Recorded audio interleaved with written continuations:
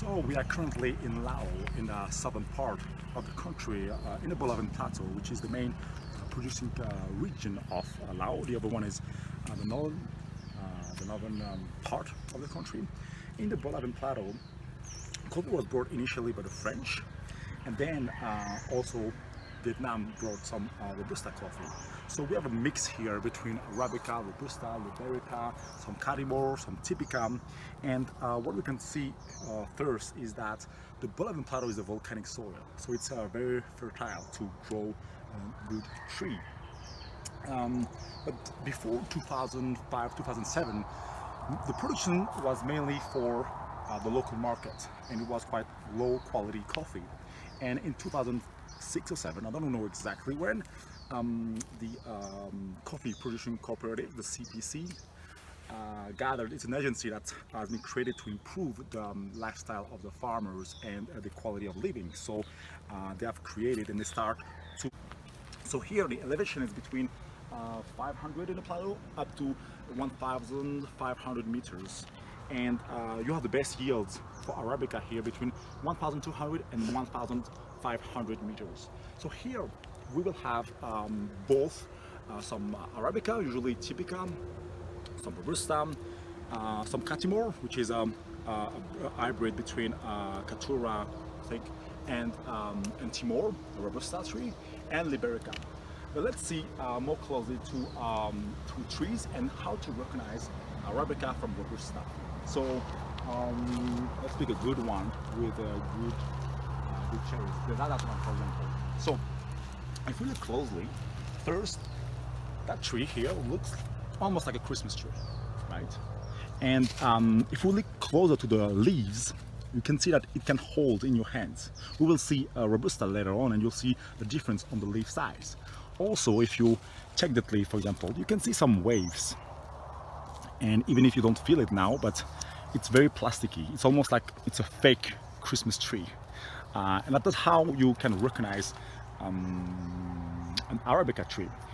The height will give you more or less the age of the tree. Usually, if the tree comes in like your leg, it's usually 1 year old, then 2 years old. If it's your belly, 3, and 4 years old in your hand. That's a rule of thumb. It will change from a country to another, a region to another, obviously. Also, if you see at the notes here, you will have, so this is not the flowering season, this is now the harvesting season. So we will have flowers after, between January to March, because this is now the dry season in Laos. And you'll see that you can have cherries from the first 7 to 8 node, and then you have like kind of a delta with all the leaves. So another thing that we can recognize here is that there's two trees actually, because when one tree becomes old, it becomes very woody. The trunk becomes very woody and it can break. So that's where you prune the coffee. Let's taste one. Let's harvest one. Like this one is very red. Right. Oh, you can see there's a border here. Good. When we harvest coffee, we actually don't pull it. You actually twist and then pull. Ooh, this is a good one here. All right. Oh no, we can see there's a border. Can you see closely?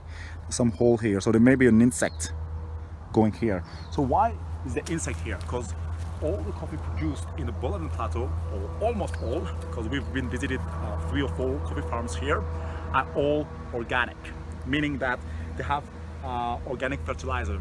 And it's very amazing because you cannot sell it as an organic coffee because the label is so expensive. But what they do is that once they harvest and they dry it, whether it's natural or fully washed, they take everything, the pulp, the skin, even the hull, and then mix it with other plants, also some cow manure, to create a organic fertilizer for the plants. So everything that the plant produces goes back to the plants. It's a kind of recycled way to make organic coffee, basically. Even if we cannot sell it as organic. If we go to the Robusta, which is right in front,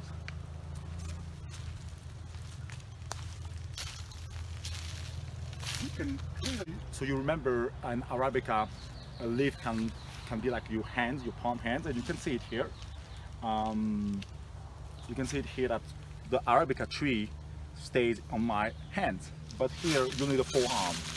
So that's basically the difference between, the main difference I would say between Arabica and Robusta. The tree height and the tree, the leaf size is different. Robusta will be bigger, and Liberica we don't have it here, but in the previous farm we saw it. It's even bigger than Robusta. Process the coffee, and here it's very awesome because we have a greenhouse where we can shade the drying phase, and we have two processes. So the first one, the natural process, we lay the coffee beans on here, a raised bed, and you can see that the color will change from the red, the very ripe red, to a darker color that have a little bit of aroma, but smell very aromatic, very fruity. And here we still have some light ones, dark ones, and you can check if it's ready. If you shake it like maracas and hear the bean inside, that would be that it's ready. A very important thing on drying in a raised bed or patio is to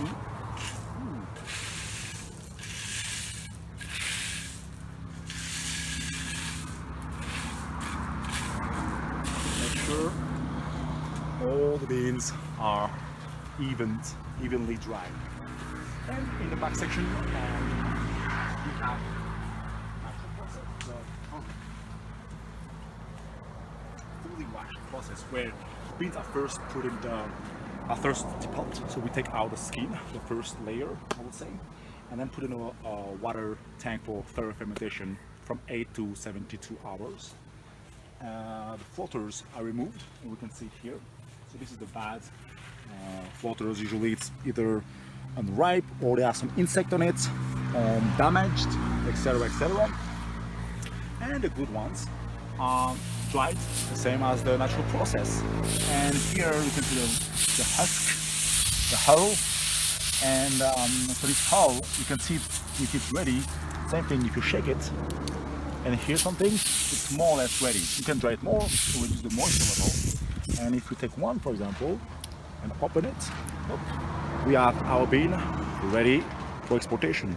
That's basically what our roaster anywhere in the world will receive.